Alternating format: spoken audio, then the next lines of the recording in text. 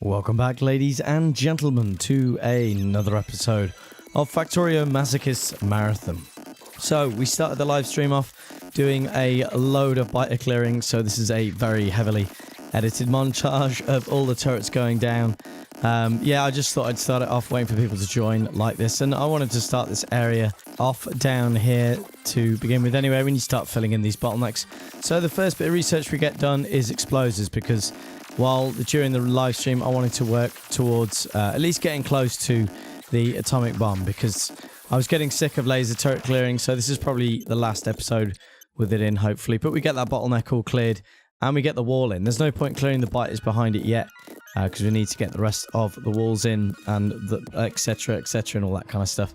But we get a radar in, and there's a nice view of where we spent pretty much the first, like, half an hour, 40 minutes of the stream. So the next thing I wanted to get done is rebuilding the science lab layout. We're finally feeding science production enough that those labs aren't enough, and there was no point expanding it, so I wanted to get the whole thing rebuilt. Now, my initial plan was to be really lazy and get this completely automated by robots and have them feed each row with a requester chest. But then I kind of convinced myself to do it with belt braiding after asking the chat, should I do it? And then one person said yes, and I just pretty much went and did it anyway. So we get all the area cleared up, and we jump towards actually me fiddling around and actually getting the belt braiding done. I've never used to be a big fan of belt braiding, but to be honest, after doing this, it is very satisfying. I just can't really explain why I never used to like it. I don't know. But yeah, it is pretty handy with the whole lab thing where they pass science packs down the lab. Anyway, we get all this laid out. So yeah, this episode, very, very edited. The live stream was nearly 4 hours long, so quite a lot of editing to fit this all in. But hopefully I've only cut out, I say hopefully, I have only cut out the non-important stuff. All the important stuff is in the episode. But because it's taken me so long to do all the editing, the post-commentary is probably going to be the least edited post-commentary I've ever done. So apologies if there's a hell of a lot of umming and erring in there, a lot more than usual.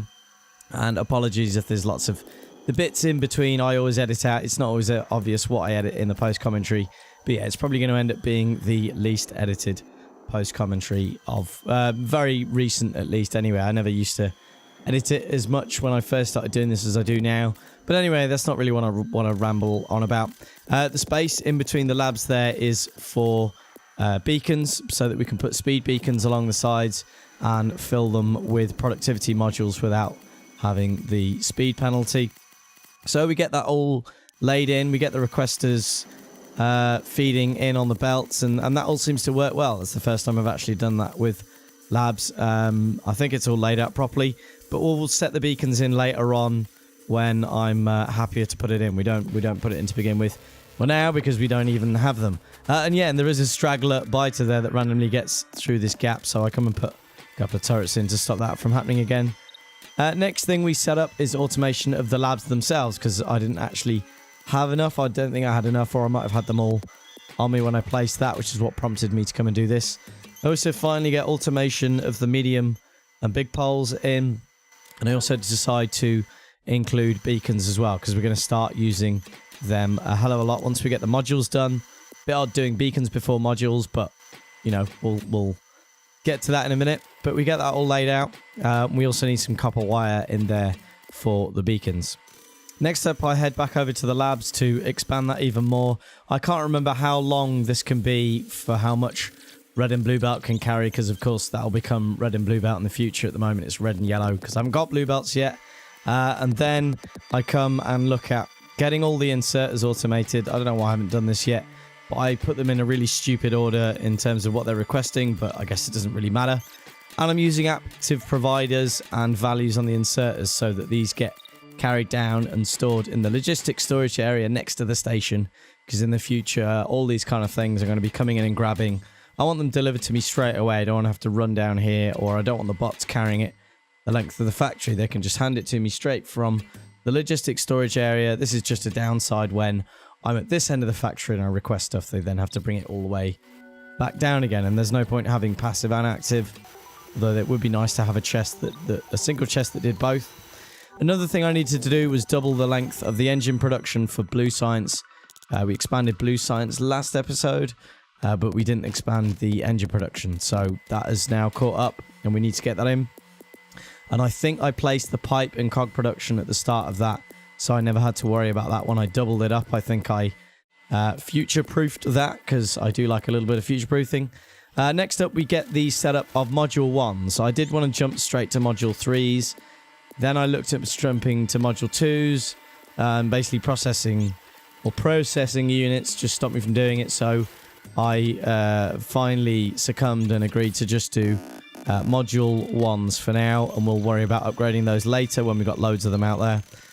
When we've got a processing 1 outpost done and we've got plenty of those, we can start doing... I'll probably jump from 1s to 3s, to be honest. But yeah, some biters also snuck in there, so we got some turrets in. And I just double check all the limiters are there, because we don't want to be building absurd amounts of modules or too many. We want them being produced as we use them. I also get set up all the kinds of logic chests, and I also get electronic furnaces set up in the automation area, because now we've got modules, I can start upgrading to electronic furnaces. You only want to go electronic when A, you have modules and beacons, and B, if you have the power as well. And I started doing this thinking I had plenty of power, and I did to begin with. It was all fine. So we at least get one column done for the layout so we can blueprint it. Start using this in the future. I have to move the logistics. I have to move the roboports out a little bit. Normally I'd edit that mistake out, but I'll probably end up leaving it. I had to move the roboports out to get this to fit in, so you can see it's slightly longer than the steel column on either end, because I did the width of the steel column in line with electronic furnaces, but I never did the length properly. And if you're going to do the width, you might as well do the length. So that was a little bit stupid. But I guess now that the electronic furnaces don't need coal, the coal line can come out and this can take up that space. So it kind of works so long as you start upgrading it at the right end. But these are just things to consider when building a main bus factory that you're going to consider upgrading to electronic in the future. If you're not going to consider all the factors, some of them are kind of pointless, but it kind of worked out for me in the end there. So next up, I noticed a lack of steel, so we needed to work out where steel outpost 2 was going to go, and the candidate at the end of the line that heads to the west here ended up being chosen. So I come and dismantle most of steel 1, because we can recycle this and use this in steel 2. I also come and visit that iron smelting 1 in the west, just to clean up a little bit there. And then we come to the second biter clearing montage of the episode. There we go, it kicks off there. But yeah, more biter clearing editing. Yeah, this took me absolutely ages, because I wanted to keep as much of the live stream in as possible, but not spend days and days on it, hence why the awfully edited post commentary. So I do apologize if this is a lot more frustrating to listen to than the normal one, or if it's just the same as always, then maybe the hour and a half I usually spend on a 20-minute post commentary is not actually worth it, and I might save myself a bit of time. But yeah, we promptly get out to these 2 iron patches, which are just over 1 million each. I think they're 2.5 in total each, but yeah, a lot of fires have started at this point, which I do show here, because I realised I have pretty decent power armor now, and the flamer's not too bad, so I really do piss off some biters. And yeah, those fires continue to spread throughout this next bit. I start another one up here, and at this point I actually go for a break, and well, I set up a few more fires. But yeah, in a moment I go for a break, because there's 2 hours into the live stream, I think. And yeah, you can see while I'm off for a few minutes, the fires that spread northeast of me and southwest just continue to piss the biters off, and they just relentlessly throw themselves at me. But yeah, there's some lovely cleared out trees there. You can see that one fire from the southwest there still going, spreading up to the northwest. We also have a look at the biter evolution. Now at 0.983, so getting very close to the 0.999 recurring, I guess it goes to. I don't think it ever jumps to 1.0 from what I've heard. I've never really bothered to look at it in my single player games. Oh, excuse me. Anyway, that whole area is cleared. So we head back to the factory to collect a load of stuff, which I kind of cut out because, yeah, I'm just literally just having the bots send me stuff. And I mess up with file because it's not automated. I kind of cause a crash there, which we have to tidy up. But we get in file and we get back up there and we start laying the track out to the iron patch. Now, I just bring the track straight up to the patch. I don't bother going around it or doing anything fancy because I don't know if I'm going to grab many patches from around here. It's just these ones were really ideal because they were nice and close to the edge of the front line and didn't take me too long to get here. So we clear out all the turrets. We give ourselves loads of space to tap this first patch. What I'll do is cover this first patch in miners, get this all running with some smelting and loading onto the train, and then at a later date I'll hook the second patch up, either with more smelting or when this patch isn't enough to feed this whatever smelting it is that we end up building, which subconsciously I already know what that is, but I'm trying to stay with current me or past me, future me, all the me's. But we get this whole patch nice and covered, and we can start laying out the station and decide where the smelting's going to go and get this all done, laid out, just so I'm happy, because laying out things nicely makes me happy, and so on and so forth. And I didn't want to bend any more tracks around iron patches or order patches because that's just depressing. So we use the layout we set out earlier in the factory with the beacons because we want this to be as fast as it can but as productive as it can to make the most of this iron, because these patches are very weak and I'm sick of... No, I'm not sick of laying them out. It's very satisfying. What I'm sick of is having to... What's the words I'm trying to find? Having to decide what I'm going to keep in an episode and not having to repeat too many things. So it's a battle of me enjoying laying out these places but not having the episodes to be too boring. But this is a much better layout than the last steel outpost, so it's good to have it in. I have the red belts only going halfway through the column because you don't need it all the way through. You just need it to cover 50% of the smelters. I think I end up doing just over 50 just to be sure. But yeah, this is kind of not going to work fully once we've got module 3s and blue belts. Then it should all work lovely. And I forget to put some defenses in, so we do lose a little bit of that belt there, but we go into a little bit of defense placing montage, also setting some more trees and biters on fire, pissing them all off. But we get plenty of turrets all around the place because soon this is all going to be filled with module 1's speed and productivity, and we don't want to be losing any of those at all. That would be very tragic. So we take the train back to the factory. On the way, I come and have a look at clearing out more of Steel 1. I then try and send File back and get it to stop in the waiting area and fail miserably. So I send it back up here to wait behind Steel 1, and we'll sort that out when we leave. I just wanted to double up the number of miners covering this remaining patch just so we can get rid of it as quickly as possible. And then I can straighten up this rail and get rid of this whole thing and completely use the furnaces either back in Steel 2 or back in the factory. So we send that steel train back, taking File back to the station. And with my frustration of that whole thing, I decide to come and make a File station. But before that, we do add Steel 2 to the steel train schedule. There's no point making a new train for it. We may as well use that one. And you can see the lovely flock of logistics robots taking all that stone in, which I realised the circuit condition for stone 1 isn't actually working. We've got, I think we end up with over 100,000 stone in the logistics storage system. So I do go and sort that out in a minute once I've sorted out a File station. But this is great because I can just send the File train back whenever we want. But yeah, we take the steel train back up, which starts to become the theme for the rest of the episode. So we take it up, just bringing a few modules up here, but I have no beacons, so that's kind of a bit pointless. I clean up a few things. This one being one of the really pointless visits to Steel 2. The next one actually has a bit of meaning. Do we have some beacons? No, we still don't have some beacons, but I brought up some more furnaces so I could put in the second row. That was it. I wanted to get in another row in this area, so we get all that laid out. In a bit, we do fix stone 1. But on to something else I wanted to talk about in the episode, which I kind of wanted to get earlier on in the episode, but it doesn't really matter. There's now a Discord server, which I shall leave a link to in the description. Everyone is extremely welcome to come and join in and just give whatever input they want, whether it be for Masochists Marathon, for multiplayer live streams we're going to be doing soon, for other games or whatever. If you just come and join, please. I'm begging you. No, seriously, do just come down and yeah, just come and chat with everyone. I'm gonna stop talking about it now, but yeah, come and join the Discord. Link is in the description. Anyway, we get this all laid out, and we have a second column for steel smelting, because a lot of the research kind of halts without any steel in this episode, and yeah, it kind of all dries up.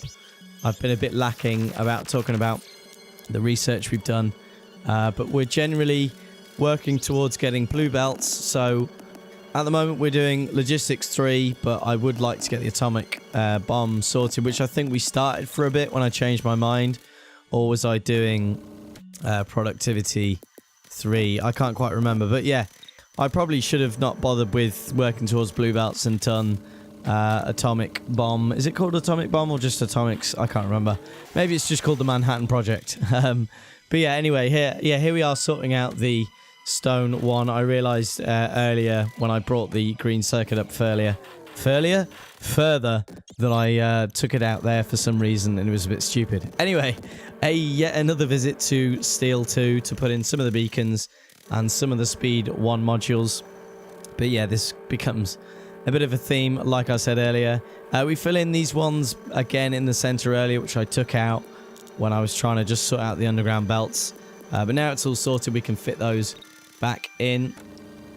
Yeah, we've got some steel finally coming back in, but like I said earlier, it does kind of mess up the productivity research, which halts a load of things, but we get back on with it. Yeah, and another visit. I basically cut out each of the visits back to the factory to pick stuff up.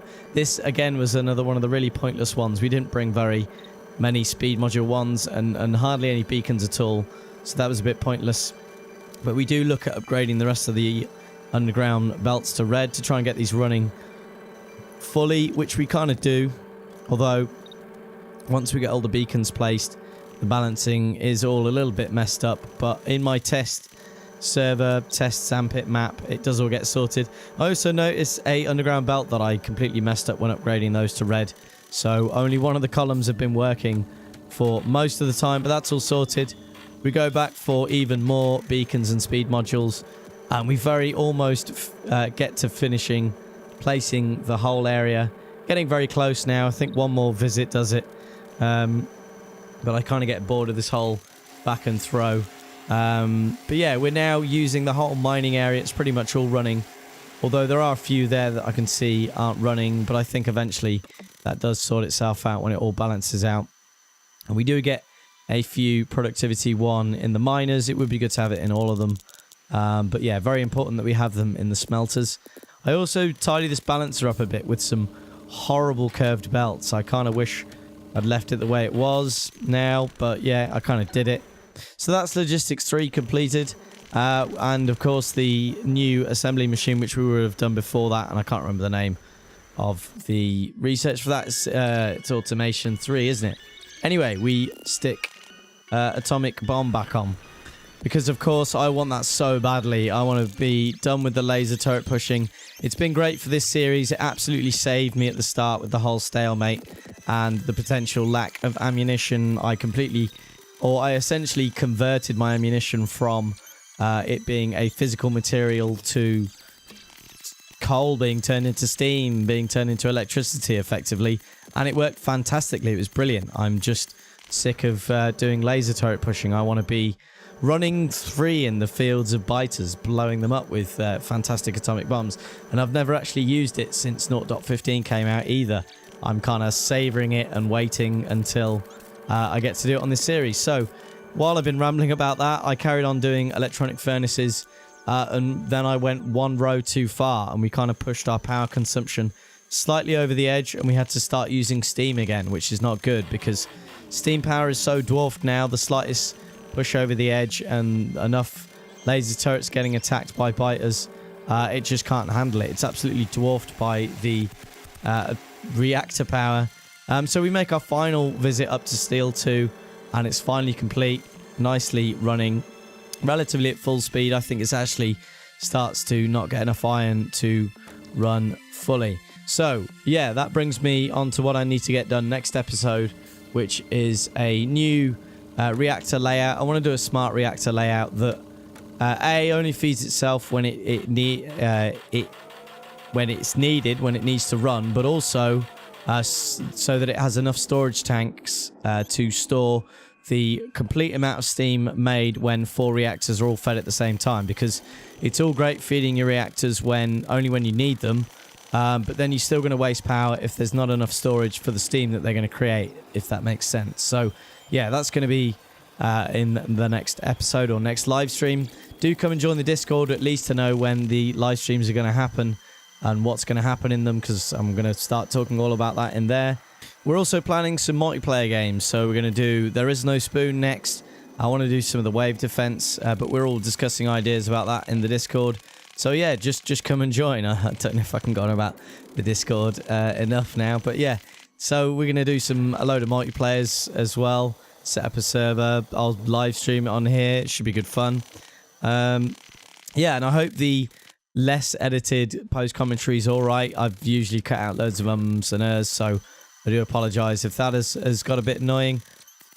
And yeah, I just want to keep going. But yeah, and yeah, and there I am, just fixing the issue with having steel fed into the logistics system and then back out again. If you've not got enough of it being brought in, it's stuck in a loop. So I'd love to have a proper solution to that one day. But anyway, not enough power, so no more electronic smelting. The factory needs feeding with more iron. Lots of stuff to do. But anyway, with all that said and done, that's going to be all we have time for. I do hope you have enjoyed. Thank you so much for watching, and please do come and join us on the Discord and in the next episode. Bye-bye.